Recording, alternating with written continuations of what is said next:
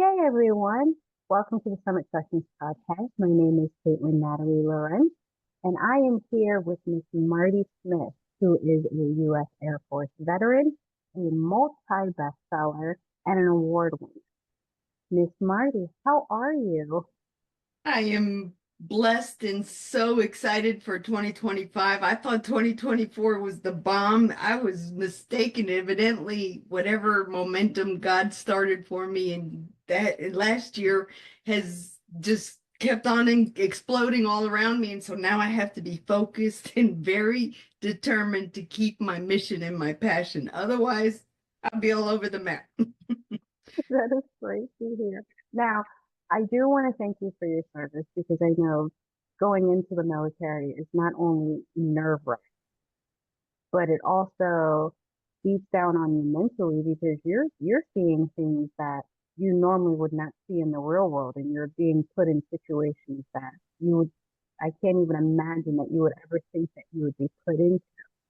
Now, what I would like to know is what inspired you to enlist into the military and mainly being in the Air Force because there's so many military branches out Right. Well, backtrack a little bit, and I was told I was a mistake by my mom. I'm sure she didn't have the manual to raise the only daughter. I was the one girl among two boys, but for some reason she didn't want nothing but boys. And she said one day at 7 years old, "You were a mistake." And I was like, "Well, I didn't ask to be born." Back then it was very traumatizing, very demeaning, very sad, very I was heartbroken.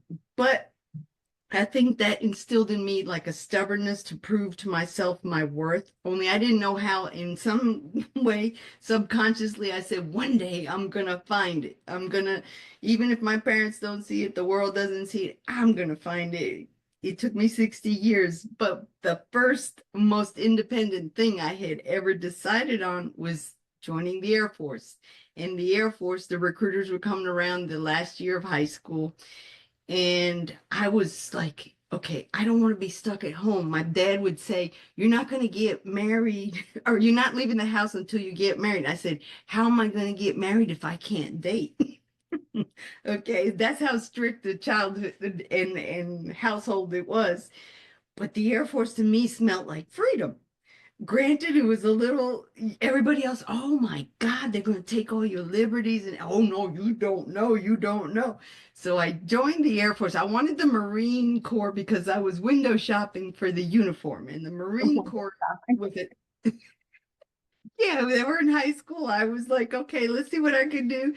This sounds interesting. So I said Marine Corps, but then I saw who was representing. I said, no, I'm going with, I like to fly. I like Air Force. That seems okay. So the recruiter was really nice and everything, and he just won me over. I signed a contract because I got left back a year in kindergarten.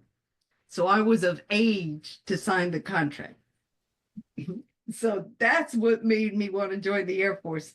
It was the best thing I had done, but it was the worst thing in the world for me to face my parents with. Now, what was that like telling your parents, oh, hey, by the way, I enlisted? Yeah, I don't belong to you anymore. I belong to the government. Well, for one, they were not happy. They were not pleased, and then they threatened to move so that I wouldn't have to enlist. And I said, "Oh no, no, no! See this contract," and I became an attorney type deal. Like I already knew it was a federal offense to be AWOL, and then I said, "And you'll go to jail for invading the order, whatever, however I could put it." And they moved to Florida. We were in New York, and I was supposed to leave the port of exit or entry into New York. A friend of mine, my godmother, she decided to buy the ticket. She says, "When you make money, you just pay me back and we'll go with that." So I hid that ticket like I was hiding my life, just preserving it with all, I put it in the back of the car. So I was the driver of the household. So they wouldn't go back in the trunk. But I got to Florida and I kind of played it by ear. Okay, yeah, we moved. No, no, no, no. I didn't say anything more about the Air Force, but January was when I was leaving. December came and Dad decides he wants to get me married. He had he had set me up with a guy that worked in the nuclear power plant with engineering division, and he says, you're going to marry this guy. And I'm like, no. And he gave me a diamond. The guy was really nice, but I didn't like him, or even, I didn't say thank you. I said thank you, but I didn't kiss him or anything. So to me, that wasn't an engagement.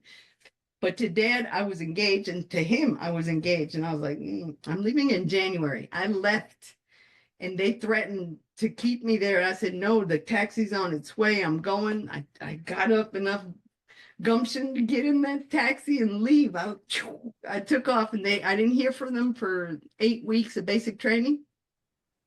My first call home, oh, I'm coming home for leave. Well, the adventure continued, but I didn't care. Now I knew what freedom tasted like. And that's what made me evolve into the person I am now. Only back then I was very rusty and didn't really know which way to go, but I knew I didn't want to live at home. I wanted to go out in the world and venture it. And honestly, that is one really good way to get out there in the world and explore because you really, being in the military, you really truly are exploring the world because they're shipping you off everywhere. Now, I Yeah. do have to ask you, when you were in the military, how many countries did you visit?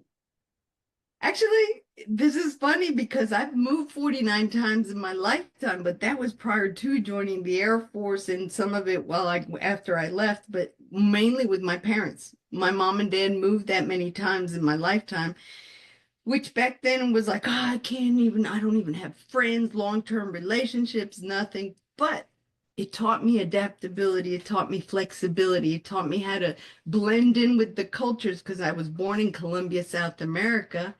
In moving to the United States, I thought it was safer to speak English, and by all means it was, because in Spanish there's different dialects, and you don't, you may say a fruit, but in another part of the South American, it's something very naughty. So I was like, English is my safe bet. So I became the interpreter for Mom and Dad. Well, Dad was an electrical engineer, but they still would always speak to me in Spanish in front of my husband and everything. So I was always the interpreter. It's Oh, crazy. that is always fun Uh-huh. because did you ever have to like hold back on what your parents were saying since you were the interpreter? Like if they said something that wasn't so nice, did you have to like play it off like, oh, they said you're handsome?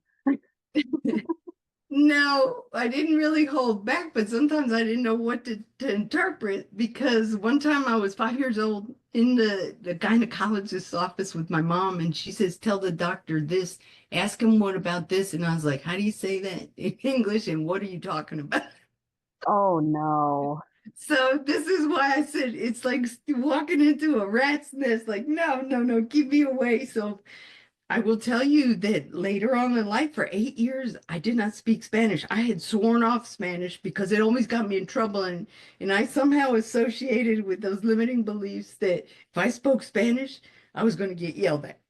So I decided, no, I'm not speaking any more Spanish.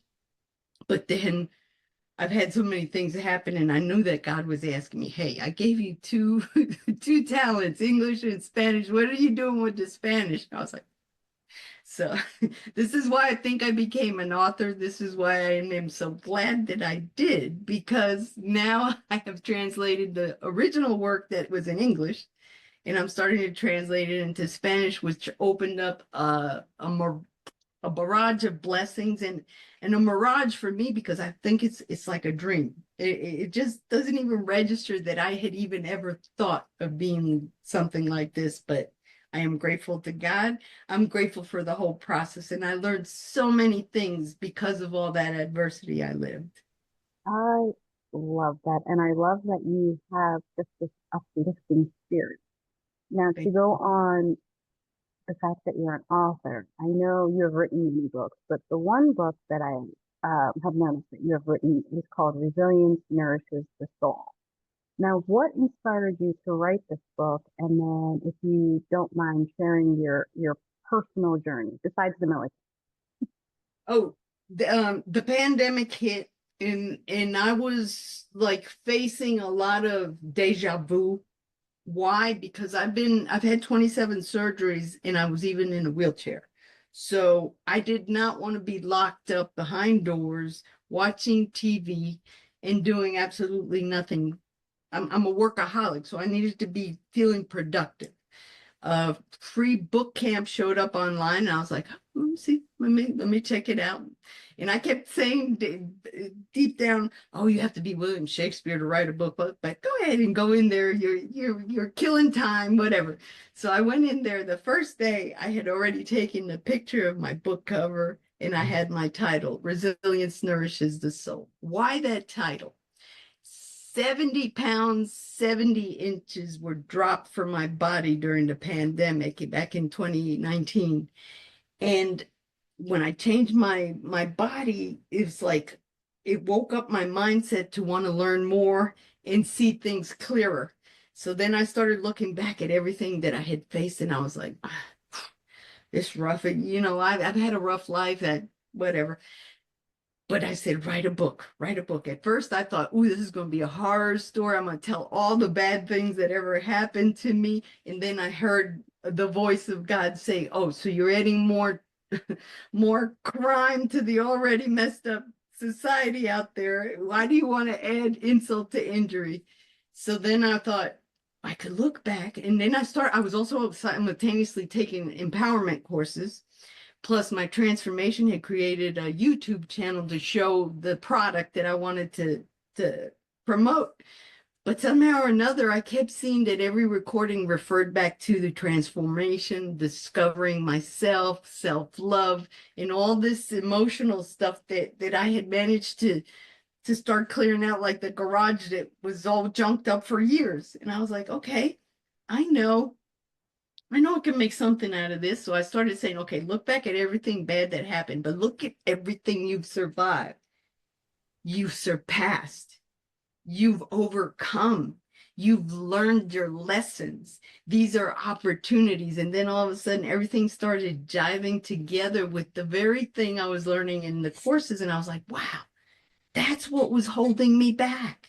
That's not expressing, not digesting all those emotions and facing them with, whenever you feel something bad is happening at you, the first thing we tend to do is avoid it. We don't want it. We don't want no part of it. We walk away and we're like, it'll go away. It won't go away. It'll sit there. And something else similar will happen later down the line and trigger that very emotion. And now you get a little grand opening of a huge trauma trunk of events that have nothing to do with the reality of what happened. But we never resolved the first thing, and now you're adding more to that luggage. So I said, no, no. So I started writing the book. I had my chapters, my outline, everything by the end of the book camp, and I published in 2022. The Resilience Nourishes the Soul. I said, I've fed my body right. I need to feed my soul. And it was like everything jived together. And the very title was like, okay, yeah, this is nurturing me. My body's getting stronger. I became a personal trainer. After all those surgeries, after all that medical stuff, that I would even be a personal trainer at 62 is like, who in God's name came and substituted the woman that was never gonna do anything or amount to anything or given up on everything or supposedly, but I had never really given up. I just kind of like, what was me, victimized myself. But no, it was like it God opened a door, an opportunity to so many things. In January 2023, the first award came, and I was like, wow, oh, this looks good on the resume. I'm gonna kick butt with this. And all I really wanted to do was put it on Amazon and see a little bit of residual income. I wasn't going to make it a business or anything. Okay. No. 6 months later, they call me. We've nominated you for Women of Heart Awards. And I was like, who are you and what is that? It's an international award representing women. La, la, la. And I was like, whoa, okay, that looks good on the resume. So later on in September, they said, you're coming to England. You have to pick up your award. You've actually won. And I was like, okay, now it's getting real.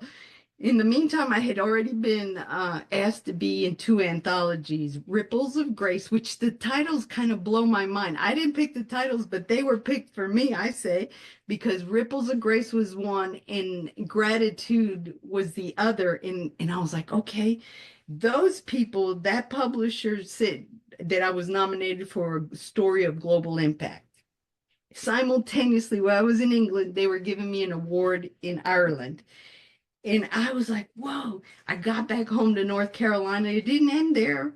Now the Spanish in me had come out, and I was like, Inspiración 2023, Latinos sin Fronteras. It's Latin without frontiers 2023 inspiration. And I was like, okay. I started writing that I was going to write more books, and I just kept writing. I kept writing. I started getting published in magazines. I started getting interviewed. It was like boom, boom, boom, boom, boom. TV show, radio, podcast, you name it, I've been on it. And I was like, whoa, okay, no, this is a reoccurring thing now, and I kind of like it. I finally got over my fear. I've launched myself out of the comfort zone into an environment that I want to share, a legacy of hope. Why? Because I never had children and I wanted to leave something good behind. And so all this culmination of all these, I'm on my ninth book. A Creative Chaos Warrior was a top seller. 100 Voices of Women was another top seller. And Expertas Sin Fronteras, again, the titles keep following me. I don't pick them. They just kind of come along and say, we want you. So it's serendipity, it's God, it's miracles, it's blessings galore. But the thing about it all, the awards are beautiful and I am forever grateful. However, my message is to tell everyone that just because I did it doesn't mean you can't do it. Everyone has the opportunity. And so my offering to people is let's get you to that spot. Let's go together. Let's grow together. Let's expand the world. Be the miracle we all uniquely are.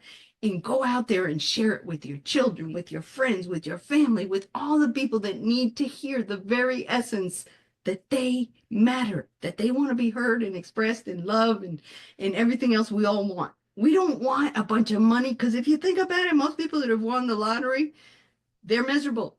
They either get their stuff stolen from, they have a lot of maintenance, and they have to pay a whole bunch of people to keep their stuff.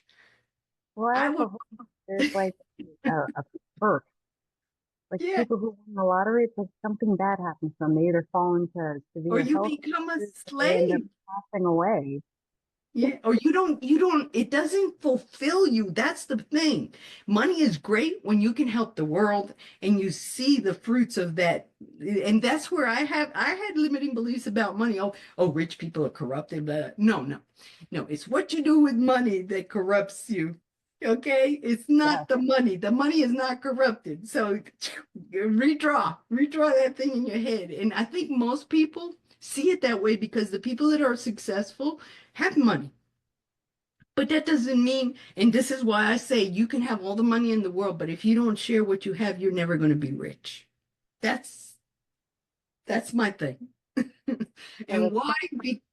Because I was rich when I was little. I was in the blue blood family where we had maids for every reason and season. And at the same time, when we moved to New York or Florida or up and down the East Coast, wherever we were, I was that representative of the servant. And I didn't want to do that anymore. And I wanted to acknowledge that those people, those very servants that were around me when I was growing up, were the very ones that loved me, were the very ones that were those little angels that God puts in there and show love. So it's so wrong to misjudge people just because of their status. It's more how true are they? How authentic are they? How real are they? My dad was a wonderful man. He was great to everyone. He never had time for his own family at home. He was traveling all the time. My mom, she was all about, being popular and everything else. And she did her own thing, what she knew to do. That's what she was taught. So it's a circle of events that we keep passing on generations. And I want to stop that. I want to break those chains and say, just because it happened that way doesn't mean there's not another way to do it. There's a better way to do it when you include people, when you resolve things as they happen instead of let them all build up and you explode and then there's no turning back to what you've done. I completely agree. When you bring up being rich, not in the money aspect, that honestly touches on me because just last night when I was laying my daughter down in the bed, she asked me a really good question. She was like, "Mommy, are we rich?" And so I asked her the question back. I was like, "Do you have your health?" Like, yes. Are you able to get out of bed every day? Like, yes. Do you have clothes on your back, shoes on your feet, a roof over your head, food in your belly? She's like, "Yes, but I don't, why are you asking these questions?" So I look at her and I say, "Then you are rich." There you go. I don't understand it. I was like, being rich isn't all about money. You No, have all these things in front of you. Like, so yes, you are rich. exactly. You, And I think that's the problem that we had. We've been given definitions to the very things that we need, but we focused on the wrong things. So yes, we need to be rich. We need to be rich in virtues, in values, in goodness, in kindness, in wanting to share. We don't need to be rich in a whole bunch of stuff that weighs us down, worries us to death, and makes us paranoid about people being jealous or gonna get robbed or whatever. So because I've lived both of those sides, I know what it feels like. And yes, money would be wonderful to have where you just don't even have to think about it and go spend it and go fly here, go fly there.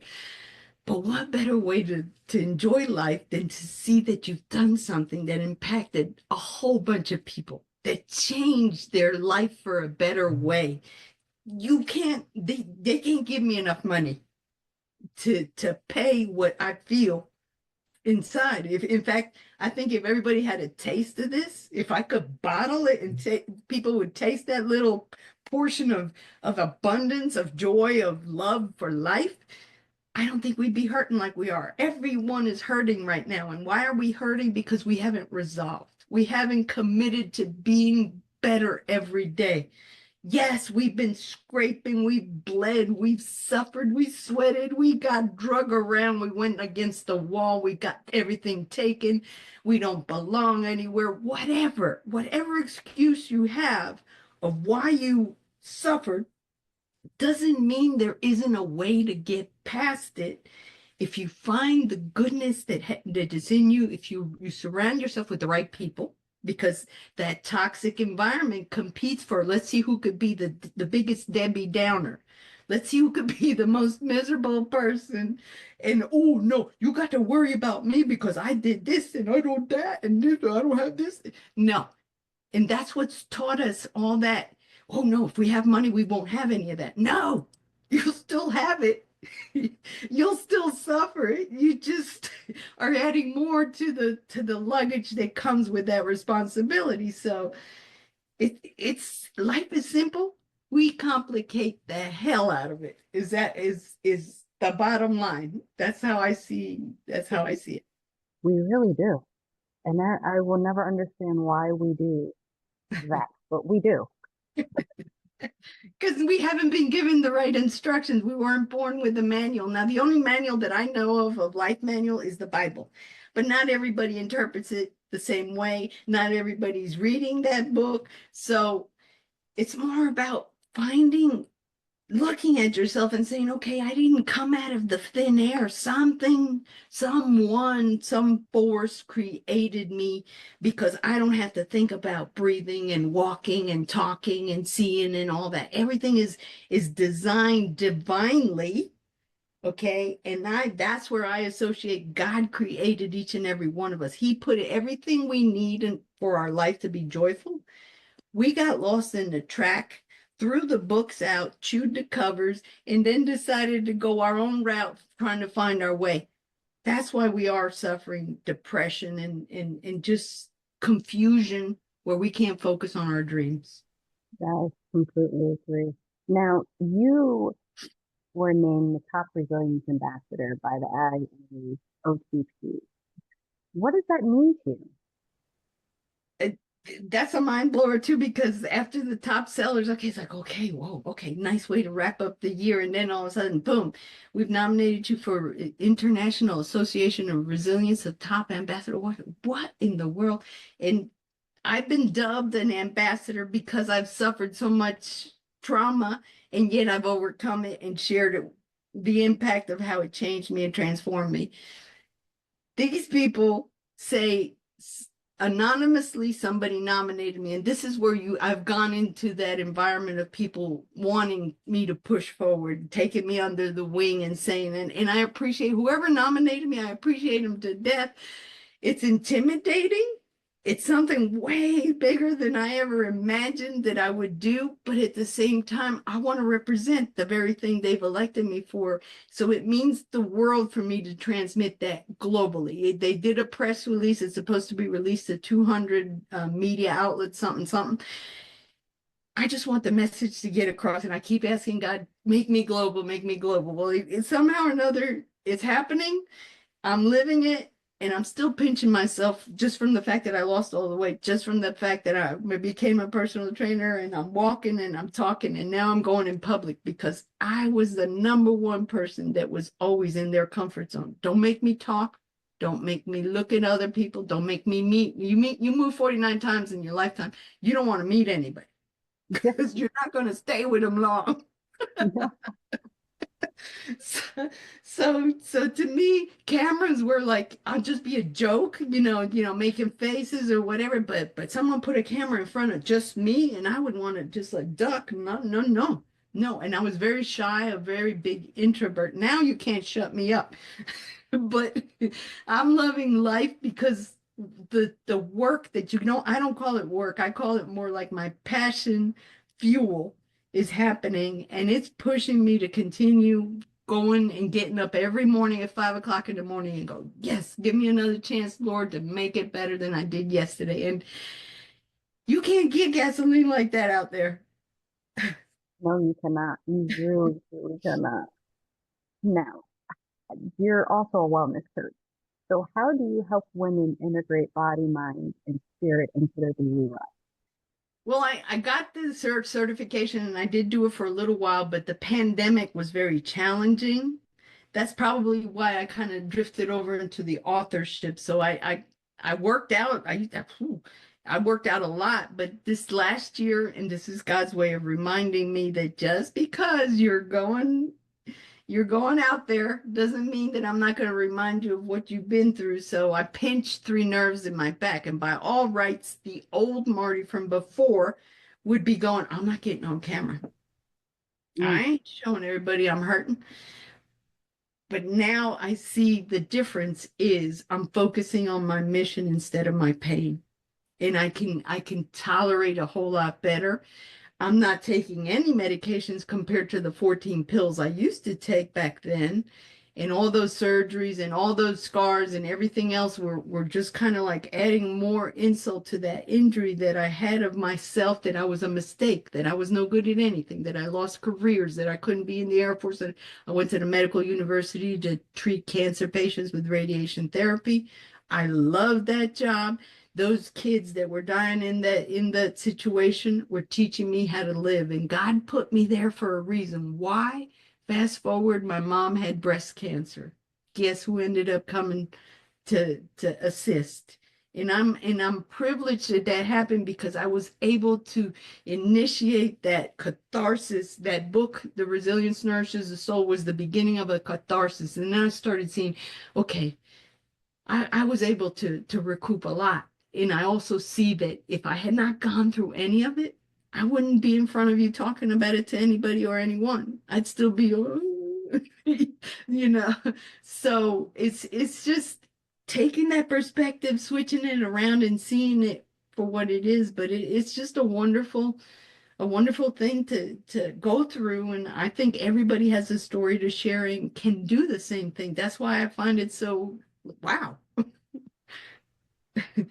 We're it scared, definitely, but scare is the number one reason why we doubt. If we have faith, we're not supposed to fear. That is a fact. Now, what we think is faith and how we play our faith or another subject, but I already see that if I'm afraid, then I'm gonna cower down and not really look for anything. But if I'm not, if I'm like, I drop my fear, okay, what could go wrong? Maybe a lot, maybe not nothing at all, or try it, you'll learn something from it. So you take the calculated risk, not the, oh, I'm not going to think about it. I'm just going to jump in there, and then you're going, then you'll really be scared and frightened and in panic mode. But you have to, that's why clarity is number one for all of us. If we don't have our brain clear, and we don't have that one thing that we're focusing on, everything else is just going to be a turmoil of confusion. We won't be able to sort out what applies to us, what we can affect, and what we can't control. So it's a combination of everything, but it all starts with us, and it's all within us. It definitely is. Now, what advice would you give to someone facing monumental challenges and feeling overwhelmed? First of all, we're all gonna go through it. That's unavoidable. Facing that. The difference is the outcome of how you look at it. If you look at it and focus on it and drill it in your head that that's the only thing happening, you're not going to look for solutions. You're not going to ask for help. You're not going to go to therapy or whatever it is that you need to find to resolve that situation and digest that emotion and say, okay, I can do this. I can deal with this. I can control these things. So let me see how I fudge that. I can't control this, so throw those out. You can't, if you can't control something, throw it out. We can't control the economy right now. We can't control war, but are we just going to sit here and focus on all that? Or are we going to do something that keeps us fulfilled and thriving? And that's why I'm such a promoter of peace and calm and clarity, everything that we need, all those little tools that we need to keep our our posture, to keep our feet firm in everything that we are. And otherwise, we're on shaky ground in an earthquake, and we don't know which way is up. We'll get confused and we'll succumb to whatever someone comes and tells us that'll resolve everything. And it's not the truth, because nothing worth having is easy. You know that. Everybody knows that. The problem is society makes it sound like if you get this, boom, it's all done. No, there's no instant. In fact, you don't even get that the fulfillment when you have instant, because okay, yeah, I won an award. Ooh, I'm top seller. Now what? You still got to keep going. You still Mhm. got to keep working. Okay, get another top seller. If you could do one, then you could do more. If you could do this, you could do that. And that's how we have to look at adversity. If you got through all the things that you had in the past, there must be a reason why you're going through this again. You either didn't learn your lesson, you have something to resolve, or you're going to share it with someone else that needs to hear it too. So it's like there's all kinds of options. And when you involve someone that you can trust, that you could talk about, that's why it's so important to have someone that is like your soulmate. Like, find that person. And if you can't find them, find a therapist, or have that faith, or read those things that calm you and make you focus on what it is that you need to change, because that's all that it is. It's a matter of changing our perspective.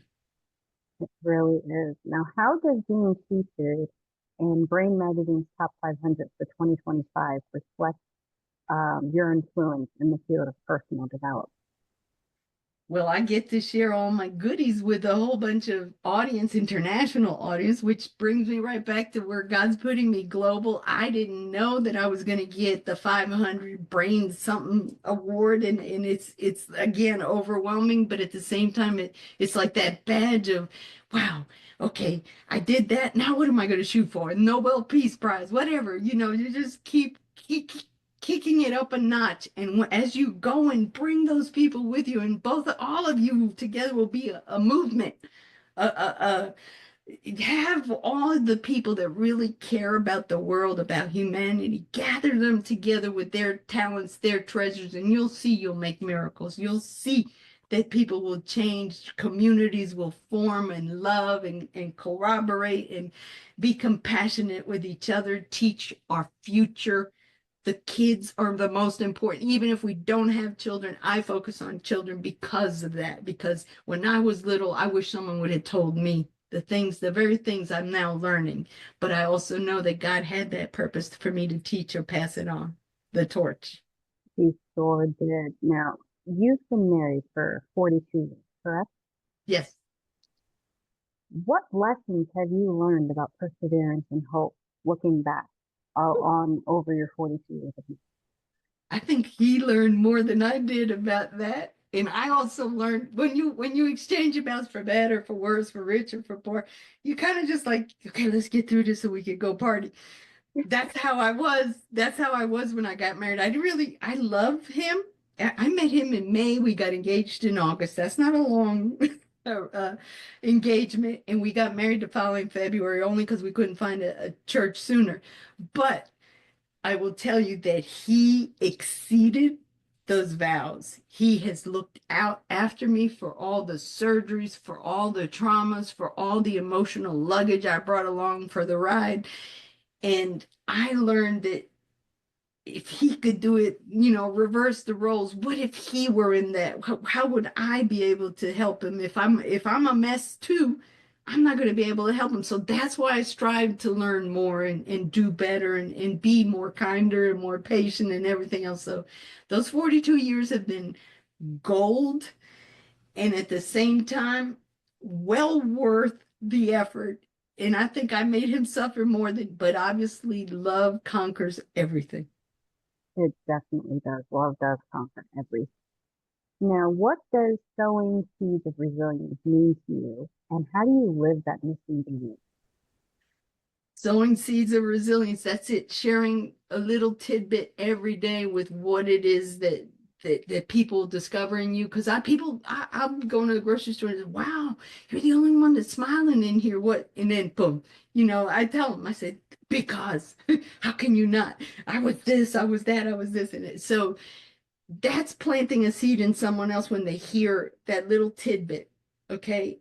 And it's kind of like it's paying it forward. You're just putting it in there. If they nurture it, if they, feed it, if they read, if they instruct themselves, as they gather all those tools that I'm telling you that we need to find, that blooms into something wonderful because you are leaving that resilience with someone else. And so I've seen it firsthand, and I never thought I would, but I've seen it firsthand. People come back and say, you just don't know how you've impacted me. And I'm like, okay. It's humbling. It's humbling to hear those words because you were the one that used to want to be helped. You were the one that used to want to throw the little white flag and come here, somebody rescue me, throw me the life jacket, whatever, to get me out of this muck and funk that I've been in.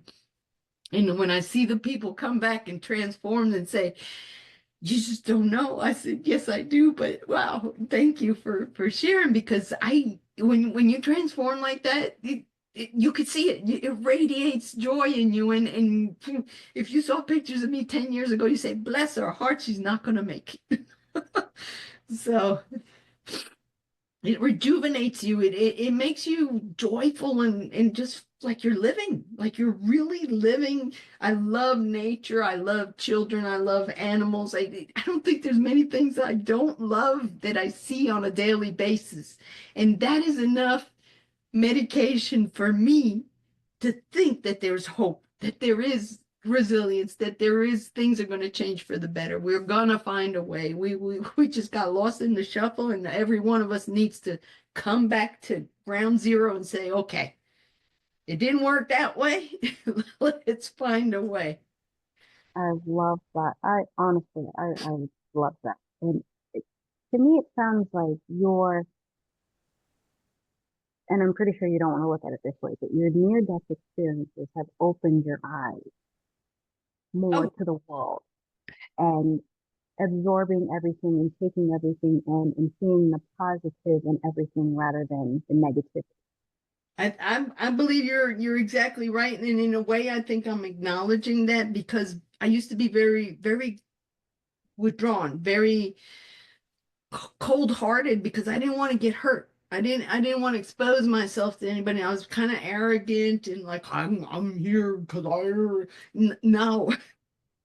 No, it's kind of like I laugh at it now, but at the same time, when I see other people, it's a reminder you're reflecting the very thing you used to be. So be more compassionate, be more empathetic, be more understanding, because if you got through it, so can they, or maybe they won't, but you don't need to add to their injuries by, causing commotion and that makes a big difference because you're not the same person. You are not the same person.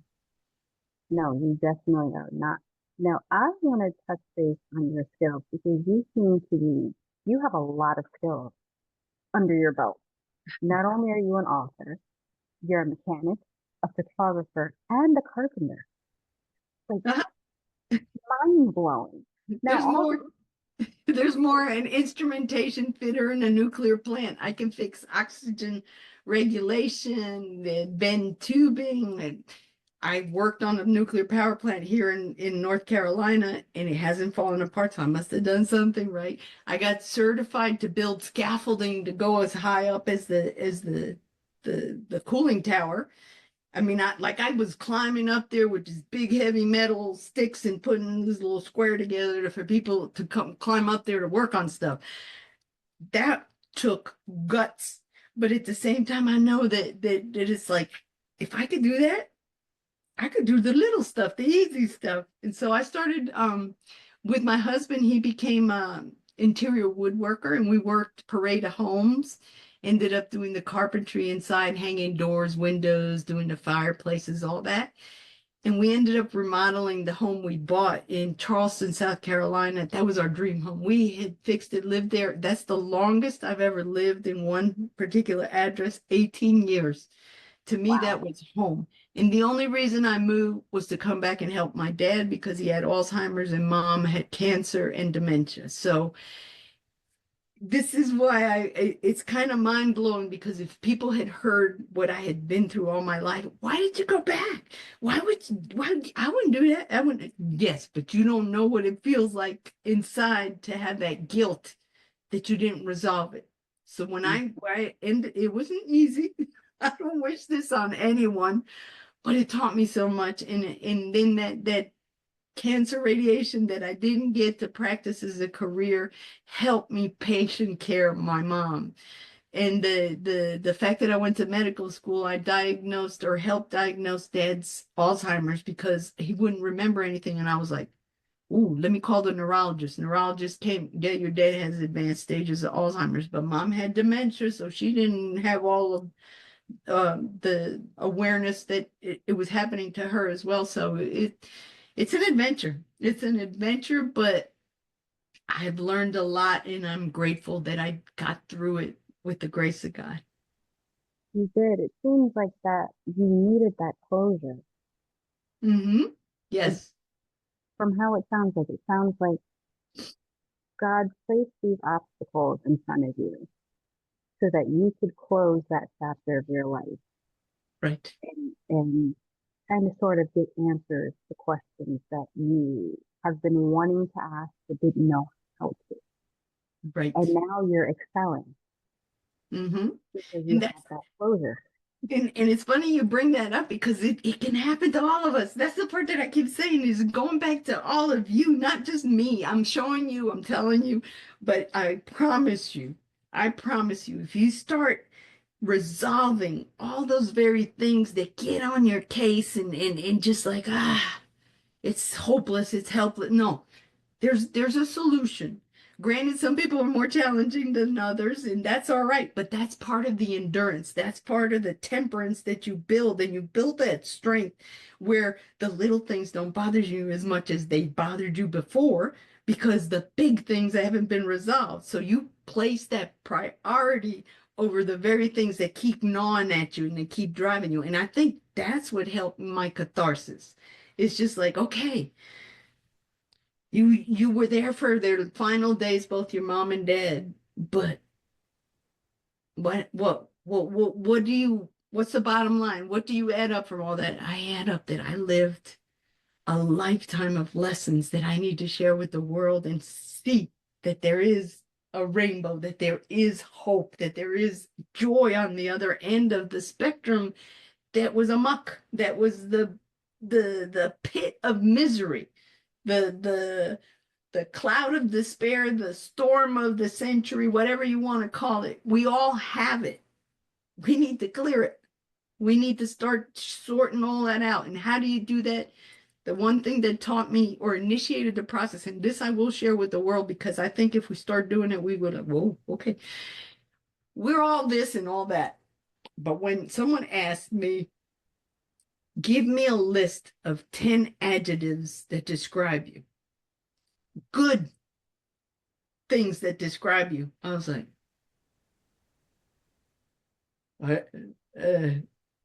I doubted. But that very doubt was what made me realize you don't appreciate you. How do you appreciate anybody else if you don't appreciate you? How do you love anybody else if you don't love you? That's why I keep going back. We have the ingredients in us. Sometimes we have to dig them out. Sometimes we have to get other people to push them out of us, because I have friends that told me, oh, you can this and you can that. And I'd look at them like they were way too many past the bottle of champagne or whatever.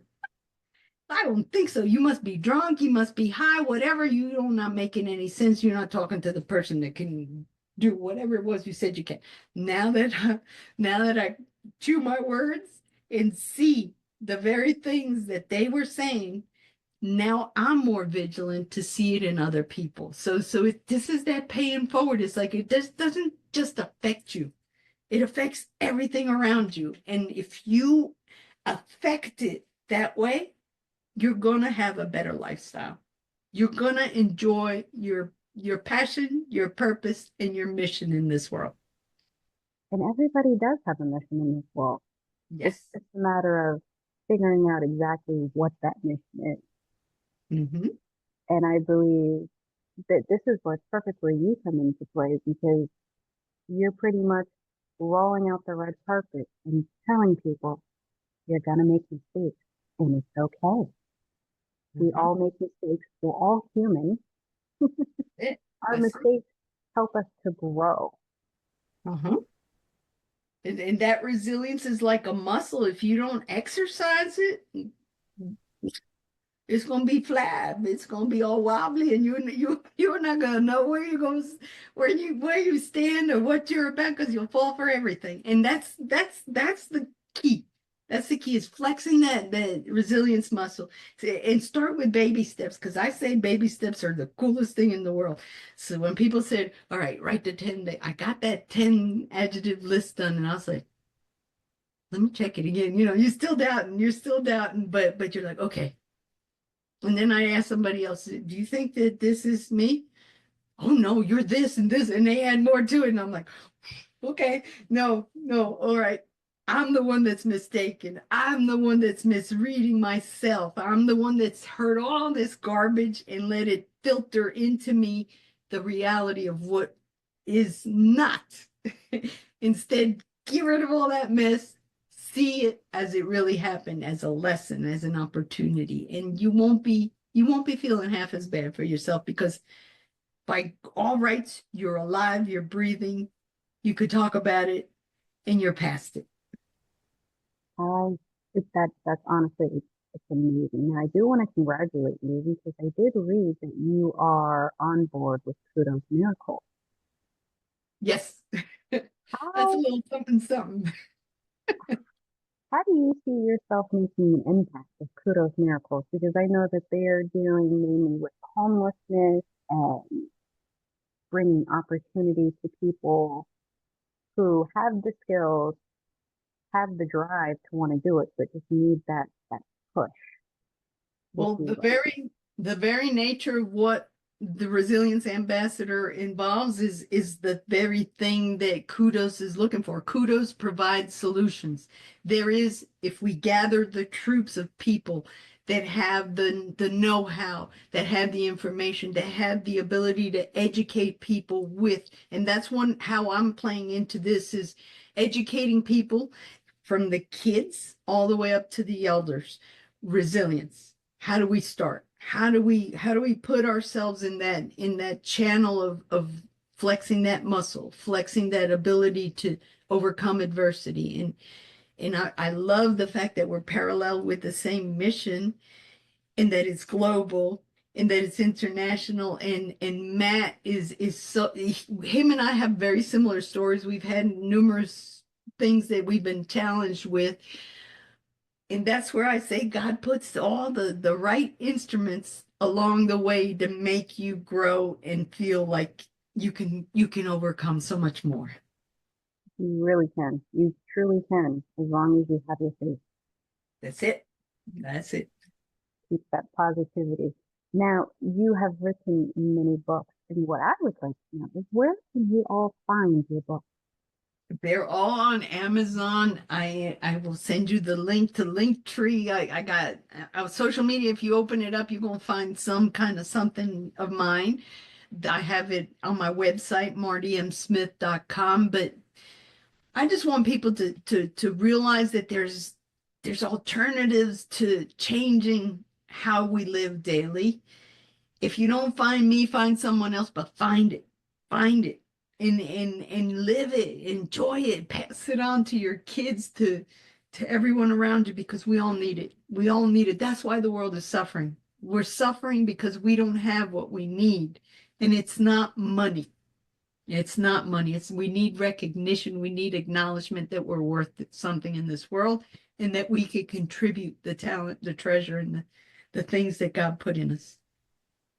Beautiful.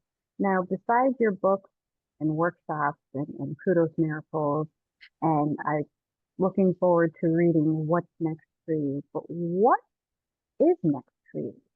So now, as part of the Kudos thing, I'm building the courses to teach. I'm also working on a children's, like the 6 to 10-year-old range, a children's book of adventures with Martie. But it's all about how I discovered resilience along my trails, and that's what I want to share with the world. Because if these kids repeat this story, or grow a relationship with the character, then they're going to learn resilience along the way, or at least try. That is, now, if you could share one piece of advice to the viewers, what would it be?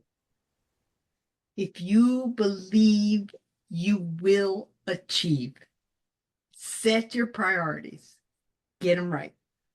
It's what's important, and it doesn't cost money. It's what makes a difference in your life, and prioritize on that. That is beautiful. Thank you. It's really beautiful. I want to thank you so much for your time today. It was Thank great you. speaking with you, and it was a pleasure knowing all about you. And again, thank you so much for your service. Thank you for all that you do. Thank you for being that motivation to the world for everyone, whether it's kids to the elderly. I love it.